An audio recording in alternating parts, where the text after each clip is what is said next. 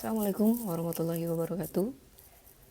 Insya Allah hari ini kita masuk ke materi kedua di pertemuan kedua mata kuliah pengantar ilmu ekonomi dengan judul mekanisme pasar, khususnya mengenai permintaan dan pemasaran. Oke, seperti yang sudah kita bahas di minggu kemarin, bahwa di dalam pengantar ilmu ekonomi kita sudah belajar yang namanya beberapa basic ilmu ekonomi, termasuk pengertiannya dan juga masalah fundamentalnya. Oke, masalah ekonomi sebetulnya sama tuanya dengan usia peradaban manusia. Jadi masalah ekonomi ini timbul memang hampir setiap hari di setiap peradaban manusia itu ada. Contohnya saja misalnya peradaban tertua yang mungkin pernah kita dengar melalui peristiwa-peristiwa sejarah manusia, terutama mungkin pada sejarah manusia purba, ya, maupun sejarah manusia setelahnya. Bahkan di dalam literasi kitab suci ada beberapa masalah-masalah aktivitas atau muamalah ekonomi yang juga dibahas di sana. Oke, jadi karena masalah ekonomi ini merupakan masalah krusial yang tidak mungkin lepas dari aktivitas keseharian manusia, terutama dalam rangka untuk bertahan hidup dan mengembangkan potensinya. Nah, di sini terdapat teori-teori yang kemudian muncul sebagai gambaran fenomena ekonomi pada saat itu, yang kemudian dari gambaran fenomena ekonomi saat itu mereka meramu dan merumuskan beberapa solusi-solusi atau langkah-langkah untuk menghadapi permasalahan-permasalahan ekonomi yang terjadi, ya. Siapa saja sih pakar-pakar ekonomi yang mungkin sering dibahas di dalam subjek ilmu ekonomi? Biasanya yang sering dibahas adalah Adam Smith, ya, dimana dia waktu itu membuat satu karya fenomenal, ya, mengenai ilmu ekonomi, yaitu An Inquiry into the Nature and Causes of the Wealth of Nations, yang kemudian dikenal sebagai The Wealth of Nation, yang diterbitkan pada tahun 1776. Jadi sudah sangat tua. Tetapi ada yang lebih tua lagi, yaitu Literasi Ekonomi, yang memang biasanya ada di kitab suci yang dianut beberapa agama di Indonesia. Salah satunya di dalam Al-Quran, ya. Nanti di mata kuliah selanjutnya di manajemen perbankan syariah biasanya itu dibahas lebih lanjut, dan di sana juga biasanya dibahas pandangan ekonomi dari sudut pandang agama Islam, Kristen, dan juga Yahudi. Oke, beberapa tokoh-tokoh atau pakar ekonomi yang memberikan kontribusi kepada perkembangan ilmu ekonomi dunia, salah satunya selain Adam Smith, nah juga ada pakar dari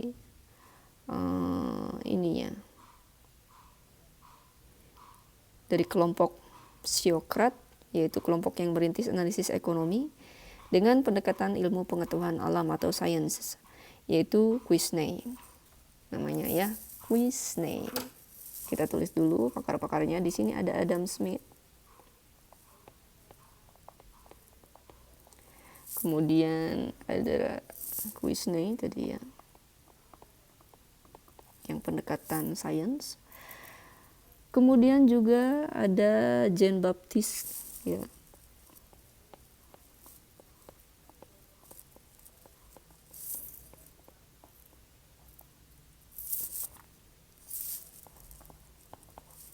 Kemudian di sini ditambahin saja di bawah, ya, tidak apa-apa. Ada Adam Smith, ada Quesnay, ada Jean Baptiste. Kemudian ada Thomas Malthus.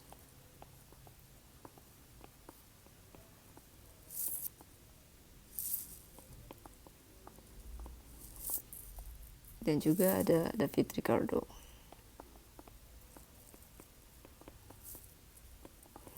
Nah, beberapa tokoh ini dianggap sebagai founding fathers-nya ilmu ekonomi ya. Oke, kita langsung ke permintaan ya. Apa yang dimaksud dengan permintaan? Ya. Jadi biasanya kita sebelum masuk ke sini ya, dibahas dulu di sini nih tentang pasar ya, karena biasanya permintaan dan penawaran itu terbentuk di pasar. Jadi apa yang dimaksud dengan pasar? Pasar adalah tempat bertemunya permintaan dan penawaran, sehingga nanti terjadi di pasar itu yang namanya aktivitas pembelian dan penjualan.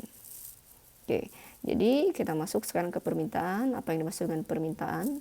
Permintaan adalah keinginan konsumen ya membeli suatu barang pada berbagai tingkat harga selama periode waktu tertentu. Bisa periodenya itu sehari, bisa seminggu, atau sebulan, atau setahun, atau tergantung periode yang ditentukan ya. Nah, apa sajakah yang mempengaruhi permintaan ya? Nah, hal-hal yang mempengaruhi permintaan sebetulnya di sini sudah dirangkum ya, diringkas di sini, di mana melalui fungsi matematis ya, yaitu dengan dibentuknya formula atau rumus dari fungsi permintaan. Nah, di sini fungsi permintaannya ya. Oke. Yang ini ya, dx sama dengan atau permintaan barang X itu dipengaruhi atau ya ditentukan oleh fungsi Px, Py, Y-cap, sel, pen, pp, jadi stand prom. Nah, di sini sebetulnya disingkat dengan kata-kata atau dengan huruf-huruf singkat ini untuk memudahkan kita memahami ya sebetulnya rangkaian huruf-huruf tersebut itu mewakilkan apa ya. Jadi fungsi permintaan itu dipengaruhi oleh yang pertama, dx. Ya, ini dx-nya ya, sorry. Ini fungsi permintaannya itu dx ya, yang sering kita cari. Pengertiannya apa? Dx itu adalah permintaan barang X. Kemudian permintaan barang X ya, yang ini dipengaruhi oleh apa? Dipengaruhi oleh Px ya. Px, apa itu Px? Px yaitu harga X. Ya, misalnya permintaan barang yang berupa beras ya. Oke. Di sini selain dipengaruhi oleh Px, juga dipengaruhi oleh Py. Py itu adalah harga Y atau harga barang yang lain yang merupakan barang substitusi atau komplement. Misalnya barang substitusi dari beras itu apa? Ya, atau barang komplementnya apa? Misalnya ada yang diganti dengan gandum, kalau di Indonesia jarang ya. Misalnya ketela kalau di Indonesia, terus sagu ya, dan lain sebagainya. Kemudian juga selain dipengaruhi oleh yang dua tadi, yang ini ya, 1, 2, juga dipengaruhi oleh yang ketiga, yaitu pendapatan per kapita. Selain itu juga ditentukan oleh selera atau kebiasaan. Nah, sebelum ke sini Ibu lupa tadi belum membahas ini, bahwa pendapatan per kapita dapat mencerminkan daya beli dari kelompok masyarakat ya. Makin tinggi tingkat pendapatan, daya beli juga biasanya makin kuat, sehingga permintaan terhadap suatu barang biasanya semakin meningkat ya. Nah, sekarang ke selera atau kebiasaan, ke poin nomor 4. Selera atau kebiasaan ini sangat mempengaruhi juga ya terhadap permintaan suatu barang ya. Misalnya saja kita ambil contoh beras, walaupun harganya misalnya sama, permintaan beras per tahun di Provinsi Jawa Barat biasanya ya lebih mahal jika dibandingkan dengan di provinsi yang lain. Mengapa? Karena misalnya orang-orang Papua ya, misalnya orang-orang Papua lebih menyukai sagu karena sejak kecil mereka dibiasakan untuk makan sagu. Sebaliknya di Jawa Barat atau di Jawa ya tadi, di Jawa Barat ya, memang pola kehidupannya dari sejak kecil dibiasakan untuk memakan beras ya, olahan beras. Nah, sekarang kita ke faktor yang kelima, ya, fungsi permintaan juga dipengaruhi oleh jumlah penduduk. Nah, sebagai makanan pokok rakyat Indonesia, beras ya, itu menjadi makanan yang sangat krusial, sehingga permintaan akan beras selalu berhubungan positif atau berbanding lurus dengan jumlah penduduk yang ada di Indonesia ya. Makin banyak jumlah penduduknya, maka permintaan beras akan makin banyak karena memang pada umumnya masyarakat Indonesia makanan pokoknya yang paling utama adalah beras.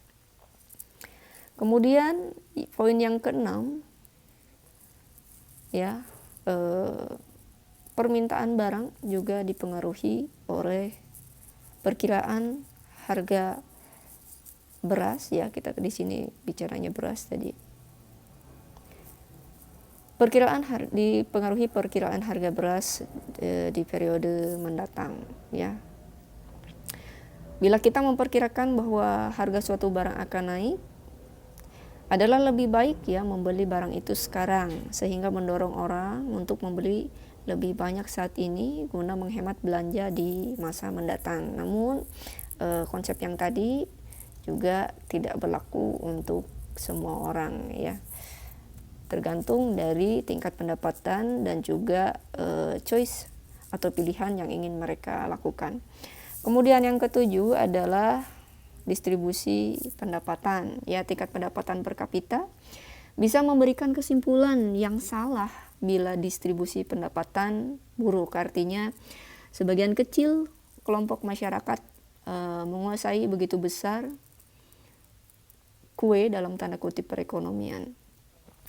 Jika distribusi pendapatan buruk, berarti daya beli secara umum akan melemah, sehingga permintaan terhadap suatu barang akan menjadi menurun. Nah, biasanya ini terjadi jika adanya monopoli suatu barang tertentu oleh pihak-pihak tertentu yang biasanya di dalam monopoli gitu ya, sangat erat kaitannya dengan yang namanya eksploitasi. Dan yang terakhir, permintaan suatu barang itu dipengaruhi oleh promosi, yaitu upaya produsen untuk meningkatkan penjualan ya. Biasanya semakin tinggi tingkat penjualan yang atau promosi penjualan yang dilakukan, biasanya tingkat permintaan masyarakat terhadap produk tersebut juga semakin meningkat ya. Jadi kita ulangi lagi di sini ya, bahwa fungsi permintaan atau permintaan itu dipengaruhi oleh banyak faktor, di mana dirangkum melalui fungsi permintaan. Dx adalah dipengaruhi oleh fungsi harga X, harga Y, pendapatan per kapita, selera, jumlah penduduk, pendapatan perkiraan harga X di periode mendatang, kemudian distribusi pendapatan dan promosi. Oke, di sini ada beberapa simpulan ya dari fungsi permintaan. Misalnya di sini delta ya, atau perubahan ini ya, perubahan permintaan. Delta itu perubahan ya, misalnya dari permintaan kedua ya, atau dari permintaan ke satu ke permintaan kedua, itu dapat dicari dengan D2 kurangi D1. Nah, di situ deltanya ya. Nah, jika delta Dx berbanding delta Px kurang dari 0, maka simpulan yang terjadi adalah jika harga X naik,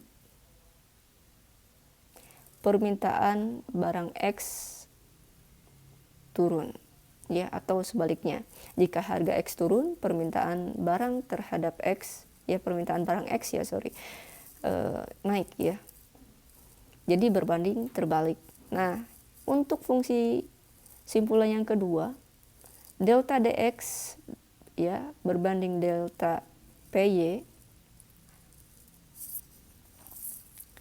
itu lebih besar dari 0, ya. Artinya apa? Artinya jika harga barang substitusi X naik, maka permintaan barang X juga naik. Begitu juga sebaliknya, ya. Berarti ini berbanding lurus. Kemudian untuk simpulan yang ketiga adalah delta dx berbanding delta i, di mana delta i ini adalah pendapatan, ya, lebih besar dari 0, maka simpulannya adalah jika pendapatan naik, maka permintaan barang X juga akan naik, ya. Ini adalah contoh kasus perhitungan untuk fungsi permintaan, ya. Di sini ada schedule dan kurva permintaan, di mana schedule atau table, ya, kalau biasa kita kenal, adalah daftar hubungan antara harga suatu barang dengan tingkat permintaan barang tersebut, ya. Contohnya di sini fungsi permintaannya adalah QD sama dengan 100 dikurangi 10P. QD dalam ribu ton, ya, kemudian P dalam rupiah. Oke, kita masuk ke rumusnya yang ini. Ya, rumusnya sudah terlihat di sini, ya. Kita tulis kembali QD sama dengan 100 kurangi 10P. Nah, untuk membuat schedule-nya kita rinci saja, ya, runut satuan-satuan yang akan kita gambarkan di dalam kurva. Ya, misalnya di sini dari 0, 2000, 4000, 6000, 8000, 10000, ya. Kebijakannya bebas, terserah kita, ya. Mau 0, 2000, 4000, atau mau ke 0, 6000 langsung ke 12.000, tidak apa-apa, ya. Tetapi biasanya garis 0 itu selalu ada, karena untuk menggambarkan titik temu dengan harga biasanya, ataupun dengan permintaan. Jadi kalau permintaan supaya di titik 0, ya, 0-nya harus ada. Ini, ya, dilibatkan, dua-duanya 0-nya dilibatkan. Oke, untuk menentukan titik potong. Oke, misalnya di sini QD-nya sudah ada 100 dikurangi 10P. Di sini P-nya 0, maka gimana cari QD-nya, ya?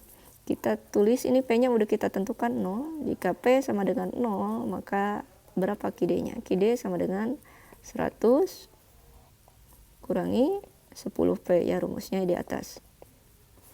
Maka yang terjadi adalah QD sama dengan 100 dikurangi 10 dikali P-nya 0, ya. Maka QD sama dengan 100 dikurangi 0. Maka QD sama dengan 100. Ya. Ketika harganya 0, maka QD-nya adalah 100, ya. Kita cari titik 0 untuk QD, ya, supaya kita bisa gambar titik potongnya, ya. Kalau QD-nya 0, atau kita di sini, ya, QD-nya 0, QD sama dengan 0, maka P-nya berapa, gitu, ya. Maka rumusnya kita tulis dulu, QD sama dengan 100 dikurangi 10P. Maka 0 sama dengan 100 dikurangi 10P. Maka kita akan tahu titik potongnya di P berapa, gitu, ya. Maka 100 yang ini atau yang ini deh, ya, pindahin ke beda ruas, ya. Ketika ini berpindah ruas, maka tandanya menjadi kebalikannya, ya. Di sini jadi 10P sama dengan 100. Jadi P sama dengan 100 per 10, maka P sama dengan coret-coret 10. Jadi jika QD-nya 0, P-nya berapa? P-nya adalah 10. Nah, di sini dalam ribu, ya. Karena satuannya di dalam ribuan, ini ton, ya. Nah, maka gambarnya kita akan melihat di sini titik potong yang pertama ini adalah P-nya P, Q, ya. P-nya 0. Yang ini yang pertama. yang ini ya, P-nya 0, Q-nya berapa? Q-nya 100. Untuk titik potong yang kedua, P-nya berapa?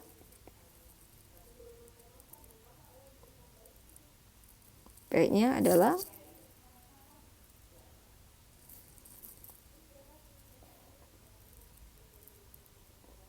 ini ya, P-nya 10.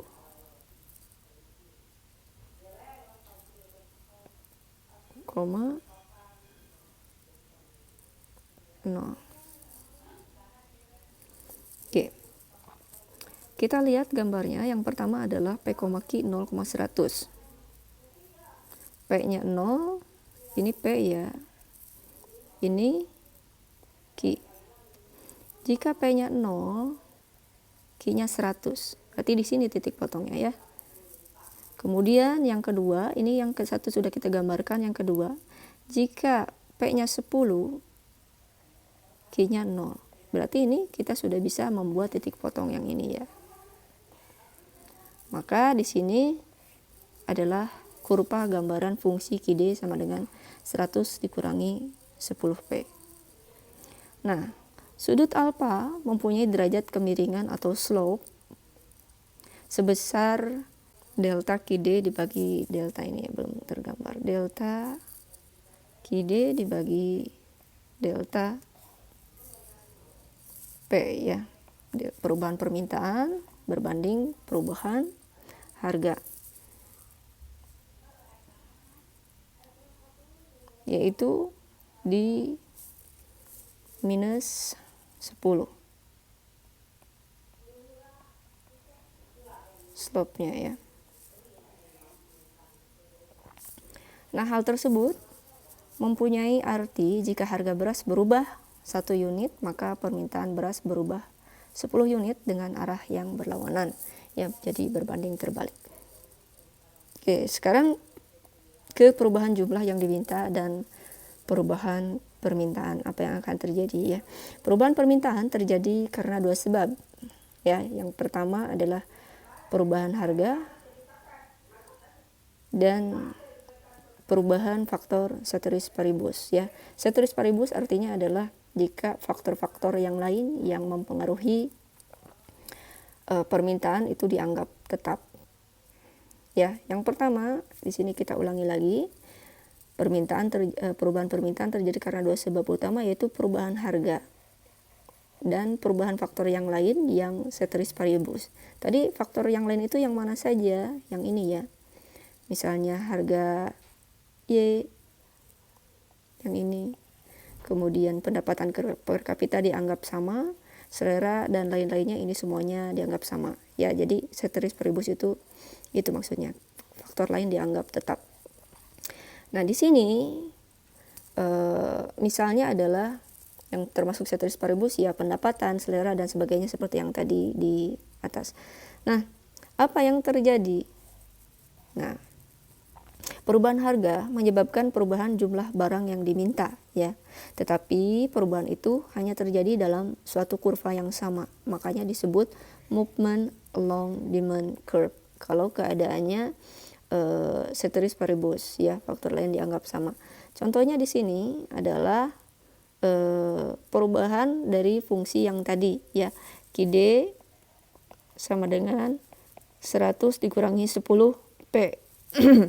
Perubahan-perubahannya ini di sini nih. Ini sebentar warnanya biar kelihatannya. Perubahan-perubahan tingkat permintaannya itu berada di dalam satu garis ini. Makanya disebut perubahannya itu adalah movement along demand curve. Kenapa? Karena perubahan harganya dianggap faktor-faktor yang lain itu ceteris paribus atau sama. Nah, perubahan jumlah yang diminta dan perubahan permintaan yang kedua ya. Jika yang berubah adalah faktor ceteris paribus ya, faktor-faktor di luar harga ya. Misalnya pendapatan, maka akan terjadi pergeseran kurva permintaan atau yang dinamakan dengan shifting. Jika pendapatan meningkat ya,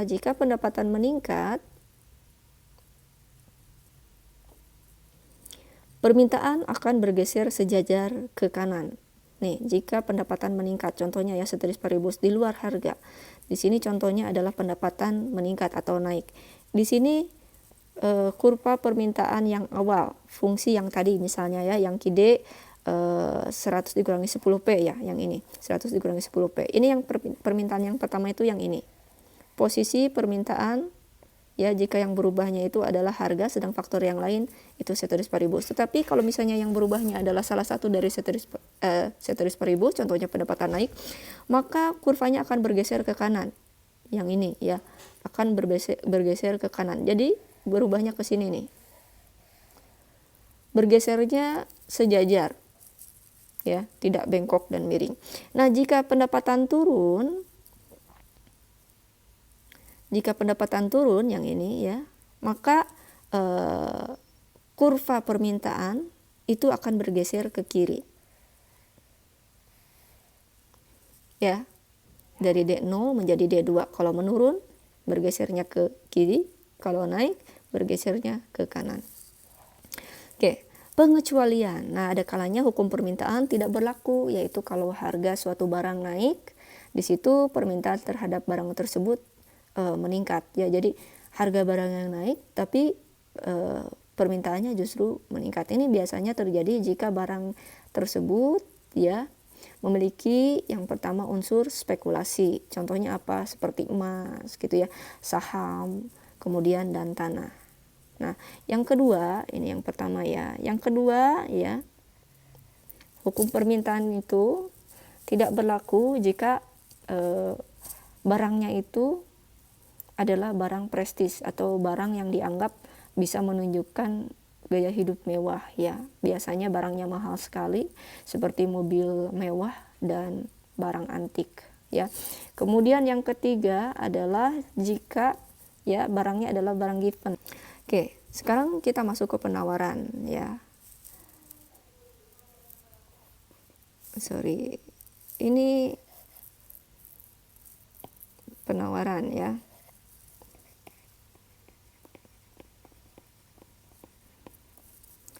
Nah, di sini ada fungsi penawaran.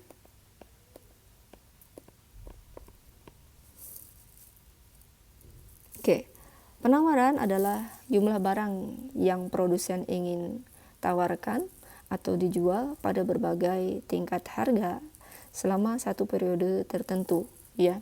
Kalau penawaran itu biasanya dari sudut pandang produsen, kalau permintaan biasanya dari sudut pandang konsumen ya. Nah, penawaran juga hampir sama ya sifatnya dengan permintaan, yaitu dipengaruhi oleh beberapa faktor ya. Jadi fungsi permintaan biasanya simbolnya adalah X ya, atau biasa disebut dengan supply. Kalau tadi fungsi permintaan adalah D ya, karena berasal dari demand atau permintaan. Oke, ini Ibu coret dulu ya biar kalian enggak ini.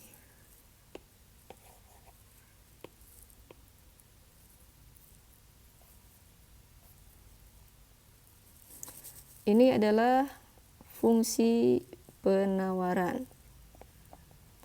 Nah, fungsi penawaran itu adalah F, PX, PY, PI, C, T, P, dan ke B. Maksudnya apa? Bahwa fungsi penawaran dipengaruhi oleh yang pertama, penawaran barang X, kemudian PY, harga barang substitusi atau komplement. Yang ketiga, dipengaruhi oleh PI atau harga input. Yang keempat, dipengaruhi oleh biaya produksi tentu saja. Yang kelima, dipengaruhi oleh teknologi produksi. Yang keenam, dipengaruhi oleh jumlah pedagang atau penjual atau pesaing. Yang ketujuh, dipengaruhi oleh tujuan perusahaan. Dan yang kedelapan adalah dipengaruhi oleh kebijakan pemerintah ya. Nah, fungsi penawaran yang pertama itu dipengaruhi oleh penawaran barang X itu sendiri ya. Jika harga suatu barang naik, maka produsen cenderung akan menambah jumlah barang yang dihasilkan. Hal ini membawa kita ke hukum penawaran ya, yang menjelaskan sifat hubungan antara harga suatu barang dengan jumlah barang tersebut yang ditawarkan penjualan ya, atau ditawarkan penjual. Hukum penawaran itu menyatakan bahwa semakin tinggi harga suatu barang, terus keadaan ceteris paribus, maka semakin banyak jumlah barang tersebut yang ingin ditawarkan oleh penjual dan sebaliknya. Jadi ini kalau penawaran kita membayangkannya kita sebagai produsen ya. Jadi kalau di dalam fungsi penawaran, kalau harganya naik, maka kita akan menawarkan barang dengan jumlah yang lebih banyak. Dengan catatan faktor yang lain ceteris paribus ya. Yang kedua adalah harga barang lain ya, yang ini ya. Harga barang lain. Nah, barang-barang substitusi dapat mempengaruhi penawaran suatu barang. Misalkan dikarenakan kenaikan biaya produksi di luar negeri atau kenaikan tarif impor, baju yang diimpor menjadi bertambah mahal harganya. Konsumen baju impor sekarang lebih suka membeli baju buatan dalam negeri, sehingga permintaan terhadap baju produksi dalam negeri akan menjadi meningkat ya. Kenaikan permintaan ini pada gilirannya nanti akan mendorong para produsen dalam negeri untuk meningkatkan hasil produksinya, sehingga penawaran baju akan meningkat. Tapi keadaannya sekarang justru sebaliknya ya, barang-barang impor justru harganya lebih murah, sehingga banyak UMKM di negara kita itu merasa banyak dirugikan karena produk-produknya kalah bersaing, terutama dalam segi perang harga ya. Nah, secara umum dapat dikatakan bahwa apabila harga barang substitusi naik, maka penawaran suatu barang itu akan bertambah, dan begitu juga sebaliknya. Sedangkan untuk barang komplement, dapat kita nyatakan bahwa apabila harga barang komplement naik, maka penawaran suatu barang berkurang ya, dan sebaliknya. Harga faktor produksi ya.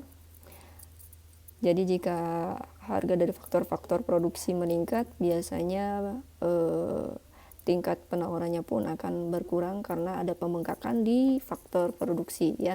Contohnya yang masuk ke faktor produksi adalah misalnya upah, kemudian kenaikan harga bahan baku, kemudian peningkatan bunga modal dan lain sebagainya. Kemudian biaya produksi, kenaikan harga input sebenarnya juga menyebabkan kenaikan biaya produksi ya. Dengan demikian, bila biaya produksi naik atau meningkat, biasanya produsen akan mengurangi jumlah produksinya ya, sehingga penawaran terhadap barang tersebut menjadi turun. Kemudian teknologi produksi, kemajuan teknologi ini juga biasanya menyebabkan penurunan biaya produksi ya, dan menciptakan barang-barang baru. Dalam hubungannya dengan penawaran, kemajuan teknologi menyebabkan kenaikan dalam penawaran barang ya. Namun dari sisi yang lain meningkatkan juga faktor produksi ya, karena modal untuk membeli mesin atau teknologi tersebut. Kemudian jumlah pedagang atau penjual ya, apabila jumlah penjual suatu produk semakin banyak, maka penawaran barang tersebut juga akan semakin bertambah. Kemudian jumlah tujuan perusahaan. Jika tujuan perusahaan targetnya tinggi, tentu saja penawarannya juga akan semakin tinggi. Dan juga tidak lupa dengan faktor yang terakhir, yaitu kebijakan dari pemerintah. Nah, kebijakan pemerintah dapat mempengaruhi penawaran. Contohnya di Indonesia, beras merupakan makanan utama. Kebijakan pemerintah untuk mengurangi impor beras dan meningkatkan produksi dalam negeri ya, misalnya guna tercapainya swasembada beras menyebabkan para petani menanam padi tertentu yang memberikan hasil banyak ya setiap panennya. Nah, kebijakan ini jelas menambah suplai atau penawaran beras, dan keperluan impor beras dapat dikurangi ya, tergantung dari kebijakan pemerintah. Nah, ada fungsi penawaran dengan rumus GS sama dengan min 40 ditambah 5P ya. Dengan cara yang sama seperti fungsi permintaan di atas, kita akan bisa nanti menggambar kurvanya ya. Di sini sudah ada langsung kurvanya. Di sini QS sama dengan min 40 tambah 5P. Nah, dari persamaan tersebut dapat disimpulkan bahwa bila harga mobil per unit hanya 80 juta atau kurang, produsen tidak mau menjual mobil setiap 1 unit kenaikan harga. Ya. Oke. Maksudnya begini. Dari persamaan tersebut dapat disimpulkan bahwa bila harga mobil per unit hanya 80 juta ya atau kurang, produsen tidak mau menjual. Kenapa? Karena di sini ya jika harganya 80 juta maka QS-nya adalah 0 ya. Contoh di sini min 40 ditambah 5 kali 80 juta ya, 5 kali 8 dalam puluhan juta kan ya, maka di sini QS-nya atau permintaannya 0. Kenapa? Karena dia nggak akan dapat untung sama sekali. Apalagi kalau misalnya harganya kurang dari 80 juta, maka tentu saja penjual tidak akan menjual barangnya karena biaya produksi untuk memproduksi barang tersebut jauh lebih tinggi dari dari harga yang ditawarkan ya. Nah, di sini ketika kita udah gambar kurvanya, apa yang terjadi jika permintaan di sini kita baca lagi ya. Setiap 1 unit kenaikan harga menyebabkan penawaran mobil meningkat 5 unit. Yang ini ya. Kalau tadi min 10 untuk permintaan, kalau di sini untuk penawaran 5 ya. Jadi setiap 1 unit kenaikan harga menyebabkan penawaran mobil meningkat 5 unit. Jika yang berubah adalah faktor non harga seperti teknologi, maka kurva penawaran bergeser atau shifting ya dari S0 ke S1 ya.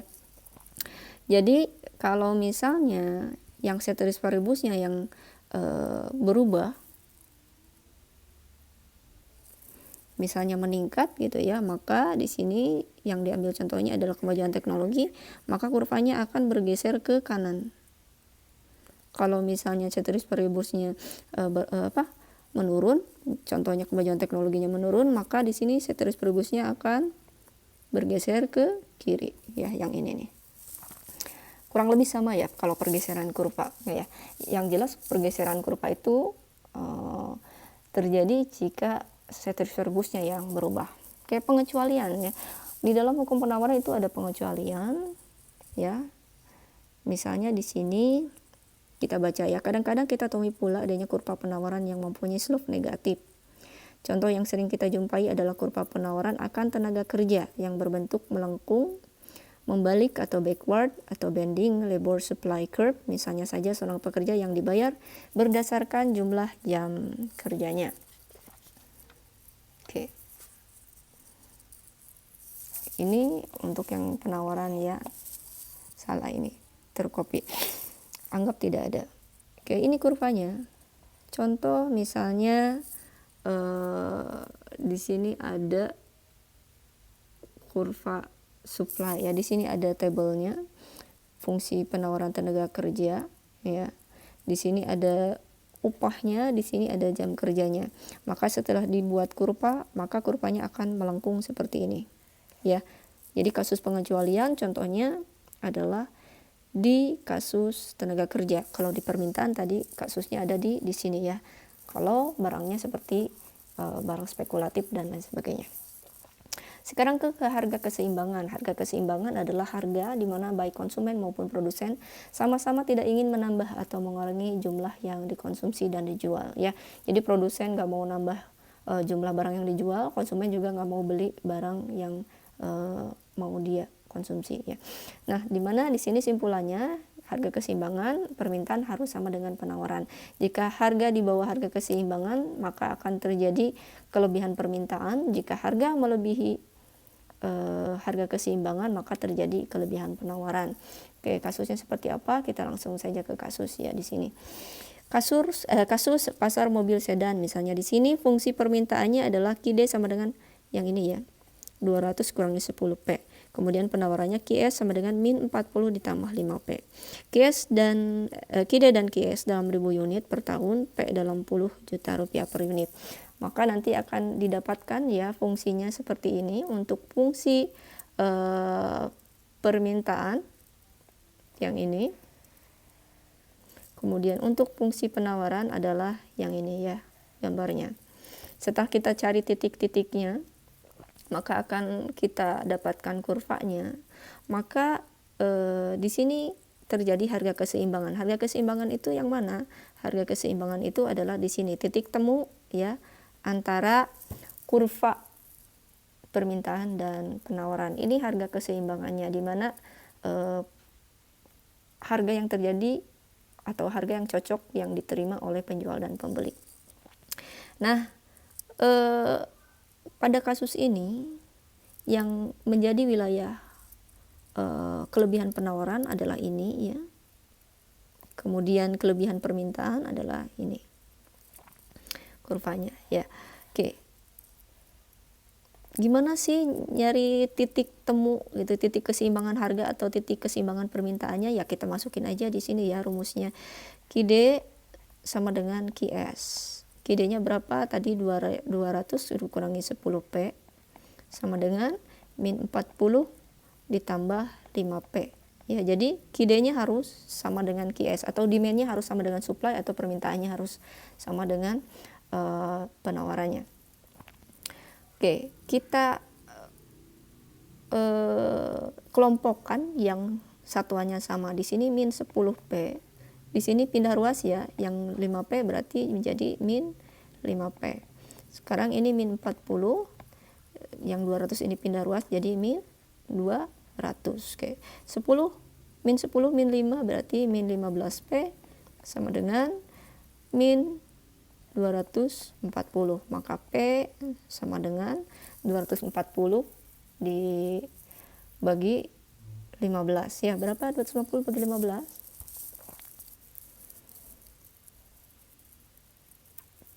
240 dibagi 15 ya, bagi 3 ini 80, bagi 3 ini 5, 80 bagi 5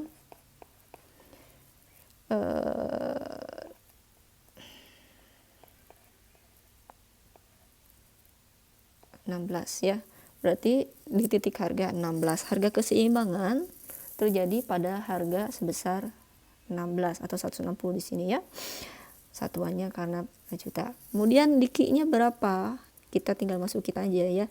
QD sama dengan 200 kurangi 10P. Maka QD sama dengan 200 dikurangi 10 dikali 16 ya. QD sama dengan 200 dikurangi ya, ini 10 ya. Sebentar.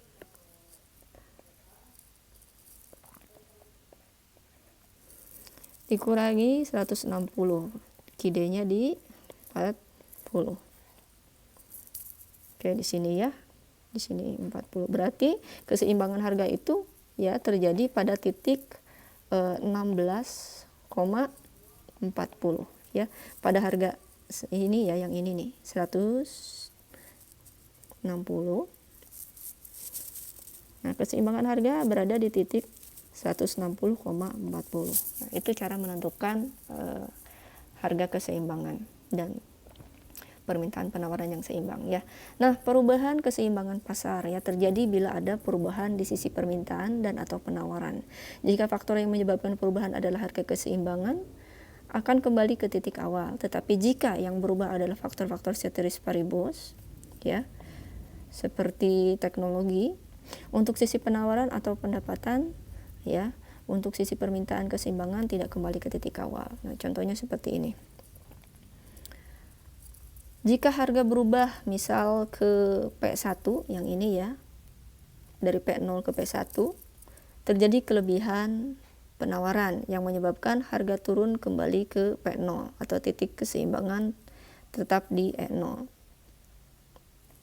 ya. Jadi ibu ulangi, jika harga berubah misalnya menjadi P1 ke sini ya, dari P0 menjadi P1, jika harga naik ya, maka akan terjadi kelebihan penawaran yang menyebabkan harga turun ya kembali ke P0. Titik keseimbangan akan tetap di sini meskipun terjadi perubahan harga. Jadi biasanya perubahan harganya juga itu nggak akan bertahan lama karena dia akan kembali lagi ke harga yang awal. Kemudian kurva penawaran bergeser ke kanan karena perubahan teknologi, ya, salah satu dari ceteris paribus, ya, karena perubahan teknologi. Titik keseimbangan bergeser dari E0 ke E1. Nah, titik keseimbangannya berubah ke kanan, ya. Seperti kesimpulan yang udah kita bahas di atas. Titik keseimbangan, ya, ternyata berubah ke sebelah kanan kalau yang berubah adalah ceteris paribus, ya. Kenapa? Karena teknologi semakin canggih, biasanya tingkat penawaran akan semakin banyak dan tingkat harga akan justru turun, ya. Nah, turun dari P0 ke P1. Oke, kemudian kondisi yang ketiga, ya, kurva permintaan bergeser ke kanan karena perubahan pendapatan. Ini juga ceteris paribus. Ini kurva permintaan atau supply, ya. Supply dan demand beda, ya, yang ini, ya. Nah, di sini titik keseimbangan bergeser dari E0 ke E1, dari E0 ke E1. Jadi titik keseimbangannya justru naik. Misalnya kalau perubahan pendapatan, ya. Jadi jika pendapatannya naik, yang terjadi pada permintaan, kurva permintaan bergeser ke kanan. Yang ini permintaannya. Dari D0 ke D1, maka harga keseimbangannya juga naik, ya, dari E0 ke E1, titik keseimbangan. Jadi diulangi, ya, kurva permintaan bergeser ke kanan. Nih, kurva permintaan karena perubahan pendapatan, ya, titik keseimbangannya pun akan berpindah dari E0 ke E1. Jadi ketika pendapatan meningkat, biasanya permintaannya pun akan suatu barang, biasanya, ya, kalau barangnya barang normal itu akan naik, bergeser ke kanan. Nah, yang terjadi atau efek kepada supply, ketika barang yang disuplai itu barang yang sangat diminati, maka penjual menganggap bahwa harga itu pasti naik, makanya dia akan menambah jumlah produksi atau jumlah barang yang akan dia jual, sehingga E0-nya naik ke S1. Nah, di sini, ya, ada surplus ekonomi, ya. Surplus ekonomi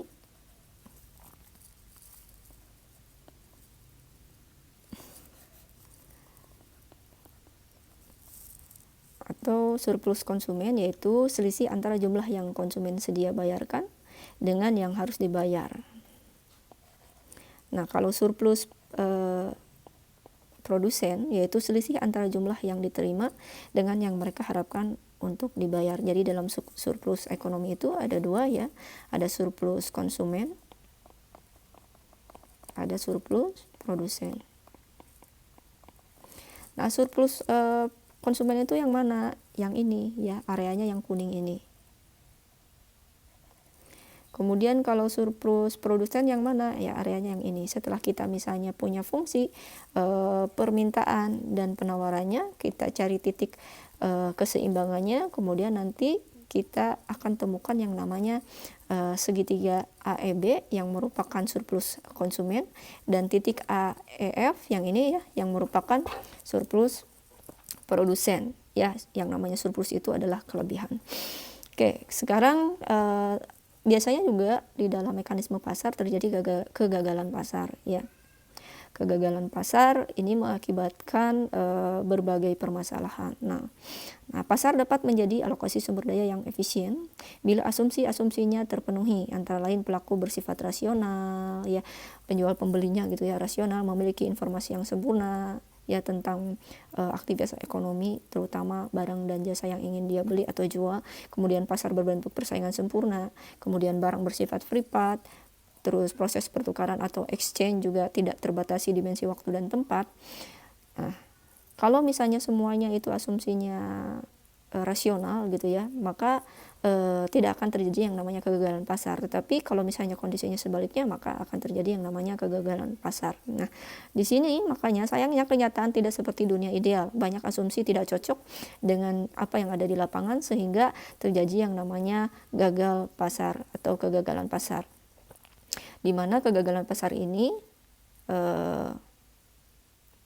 bisa menimbulkan berbagai permasalahan. Contohnya adalah di sini ya, akibatnya pasar gagal menjadi alat alokasi sumber daya yang efisien.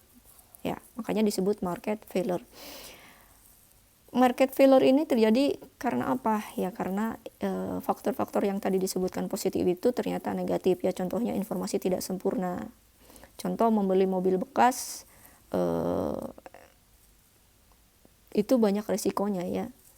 Kenapa? Karena biasanya informasi yang diberikan oleh penjual itu ada yang ditutup-tutupi sehingga kita akan mengeluarkan uang lebih untuk menghindari risiko. Contohnya untuk merekrut montir supaya dia bisa menilai ya untuk kita apakah mobil tersebut tidak bermasalah atau sebaliknya.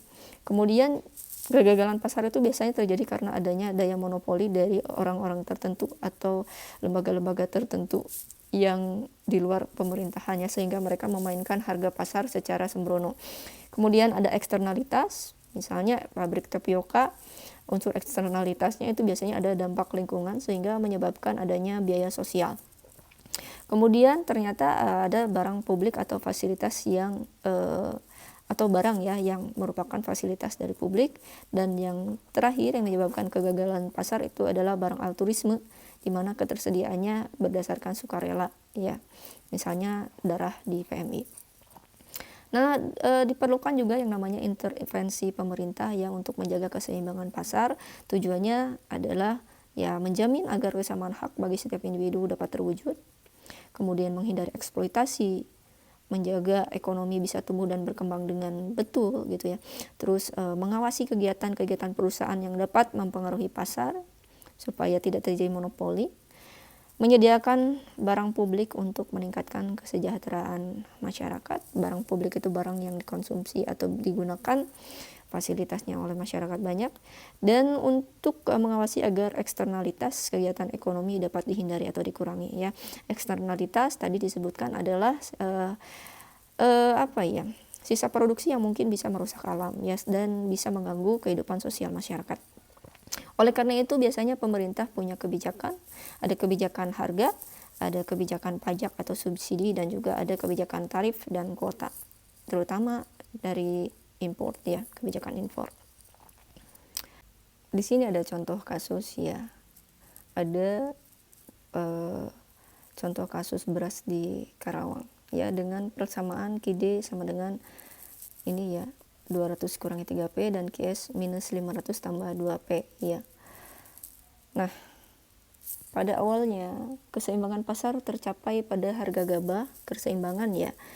Harga elastisitas terjadi ketika harganya itu, harga gabah di angka 500.000.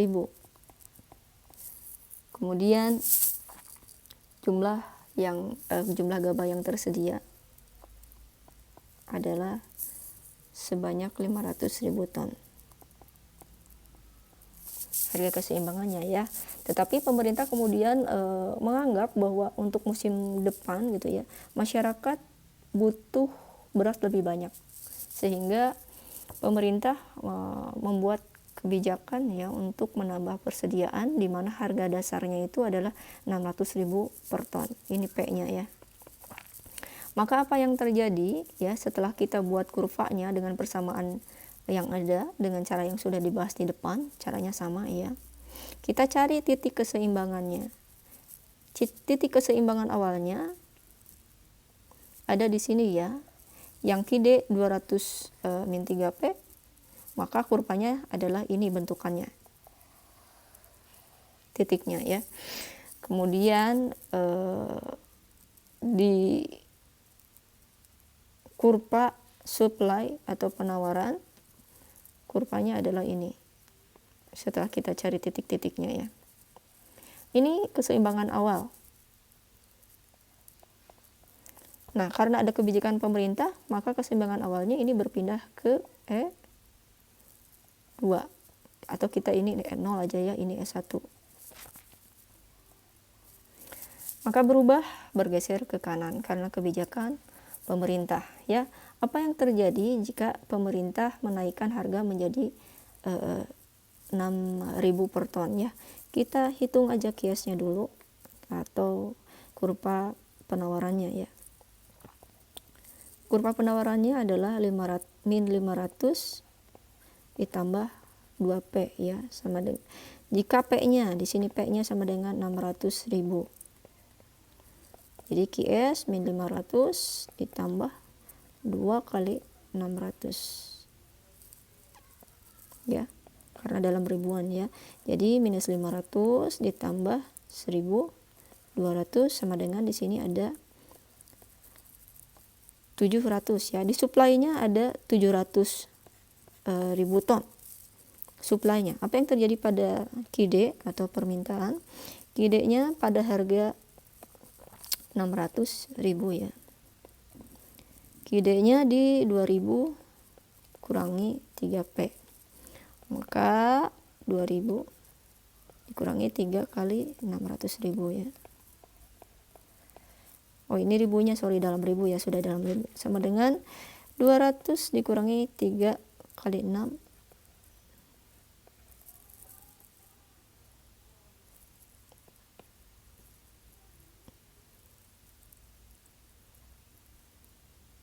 Sorry, 2000 ini ya, pantesan. 2000 ya. 2000 dikurangi 1.800 berarti ada sisa 200. Nah, di penawaran ada 700 ton, sedangkan permintaan ini cuma 200 ton. Permintaan masyarakat ya. Maka akan terjadi surplus atau kelebihan penawaran ya, 700 kurangi 200 yaitu kelebihan penawaran sebesar 500.000 ton. Ya, di sini nih. Gambarnya ini. Ini kelebihan penawarannya. Maka yang 500.000 ton ini menjadi tanggung jawab pemerintah, karena pemerintah udah ngambil kebijakan tadi ya, ingin memiliki persediaan yang banyak. Oleh karena itu pemerintah akan membayar berapa ya.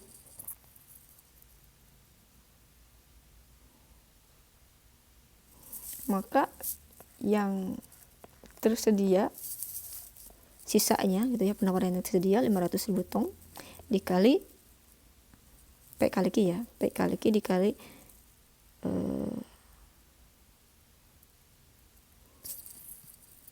600.000.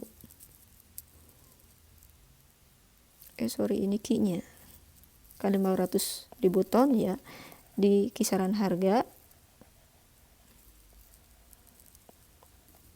Harganya tadi berapa? Harganya di 600.000 ya.